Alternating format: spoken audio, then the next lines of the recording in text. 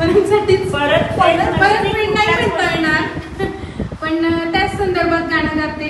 सरांसाठी गाणं आहे असं समजा. आम्ही काय करायचं? पण खास सरांसाठी. बघते मी